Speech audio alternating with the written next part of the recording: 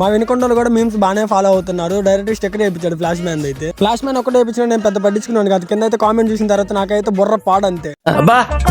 ఏం వాడకవయ్యా. బుర్ర పాడైనా పర్లేదు, మనం వినుకొండలు అంటే ట్రెండింగ్ తెలుసు కదా. నేను మళ్ళీ ఈ రోజు ఖాళీగా ఉన్నామని మేమైతే వినుకొండ అయితే వెళ్తున్నాము. వినుకొండ ఎందుకు వెళ్తున్నామో చెప్పలేదు కదా, ఆగండి మాకు చెప్తా. ఇప్పుడే చెప్తే ఏముండదు మా సార్, లాస్ట్ వరకు చూడండి ఈ వీడియో నేను చెప్తాను. మనకైతే ఈ రోజు అయితే వినుకొండలో అయితే పెద్ద పని ఏం లేదు. నేనైతే మా అక్కోళ్ళ ఇంటి దగ్గర ఉన్న నా చీరను తర్వాత మన దగ్గర కావాల్సిన వినుకొండ వస్తువులు కొనడానికి అయితే నేనైతే వెళ్తున్నాను. చూసారా మా ఊరు నుంచి అయితే వినుకొండకి వెళ్ళడానికి ఈ దారి అయితే ఇలా ఉంటుంది. మా ఊరు నుంచి వినుకొండకి అయితే 15 కిలోమీటర్లు అయితే ఉంటుంది. మధ్యలో అయితే మనకైతే కొరవ అయితే ఉంటుంది. తర్వాత వెంకుపాలెం తర్వాత వినుకొండ అయితే వచ్చింది. తర్వాత మనకి ఫేమస్ అయిన విఘ్నేశ్వర ఫాస్ట్ ఫుడ్ సెంటర్ కి అయితే వచ్చాము 2 చికెన్ ఫ్రైడ్ రైస్ తిందామని. నేను మళ్ళీ ఎప్పుడు రెస్టారెంట్కి వెళ్ళినా ఎక్కడికి వెళ్ళినా కానీ మేము ఇద్దరు అయితే ఫుడ్ కట్టి తింటాం మంచిగానే. తిన్న తర్వాత అయితే బిల్లు కట్టే టైంకి అయితే ఇద్దరు మధ్య అయితే గొడవ వస్తుంది. నాతో ఎక్కడ వీడు బిల్లు కట్టేసరా నేనైతే పరిగెత్తుతాను.